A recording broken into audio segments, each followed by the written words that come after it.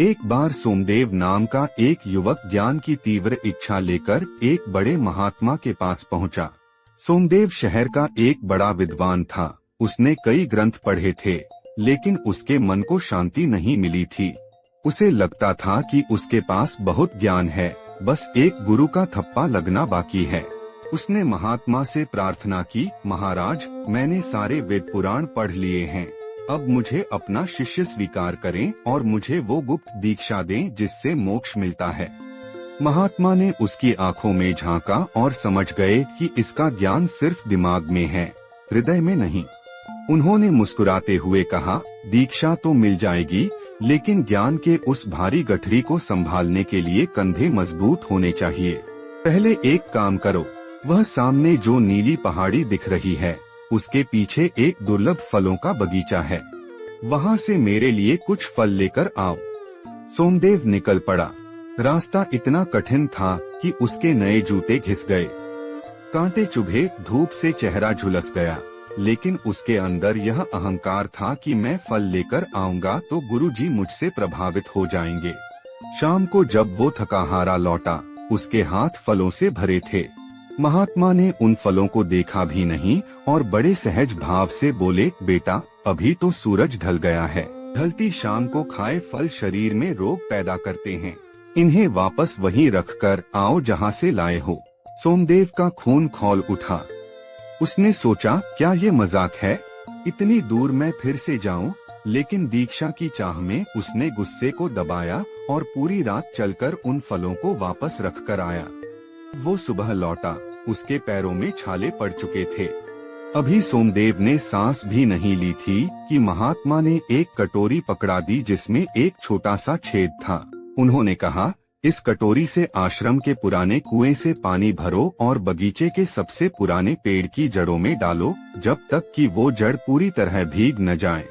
सोमदेव ने कोशिश शुरू की। छेद होने की वजह से पानी रास्ते में ही गिर जाता। वो बार बार भागता, हांफने लगता, लेकिन हर बार कटोरी खाली हो जाती।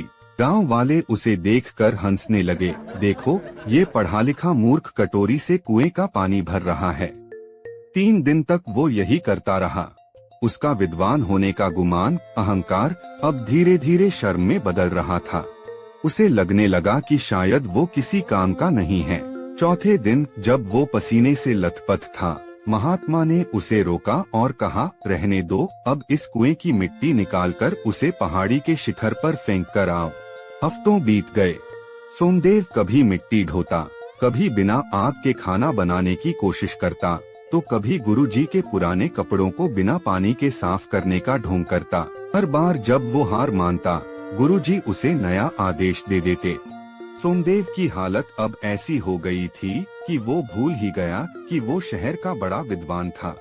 उसने मिट्टी से सने कपड़े पहने हुए थे, बाल बिखरे थे और उसके दिमाग के सारे तर्क खत्म हो चुके थे। अब उसके मन में ये नहीं था कि गुरुजी गलत कर रहे हैं, बल्कि ये था कि जो गुरुजी कह रहे हैं वही मेरा धर्म है। एक दिन महात्मा ने उसे बुलाया और कहा, सोमदेव, जाओ और नदी से मेरे लिए मिट्टी का एक मटका लेकर आओ, लेकिन ध्यान रहे, रास्ते में तुम्हारा पैर जमीन को ना छुए। सोमदेव ने बिना सवाल किए पेड़ों की टहनियों से लटक कर और पत्थरों पर उछलकर वो काम भी कर दिखाया। जब वो वापस आया तो उसके चेहरे पर गुस्सा नहीं, बल्कि एक अनोखी शांति थी। महात्मा ने उसे अपने सामने बिठाया। आज सोमदेव ने उनके पैर छुए तो उसमें दिखावा नहीं, समर्पण था।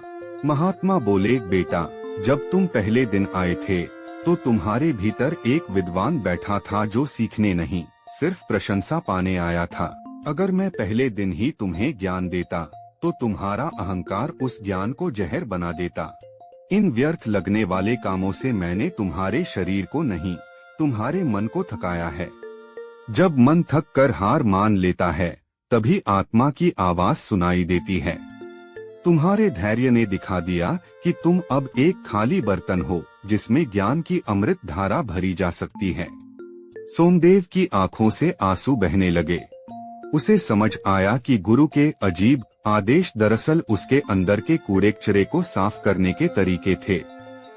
सच्चा ज्ञान सिर्फ किताबों से नहीं, बल्कि गुरु के प्रति समर्पण और अत्यंत धैर्य से प्राप्त होता है। जब तक हमारा मैं अहंकार जिंदा है, तब तक ज्ञान प्रवेश नहीं कर सकता।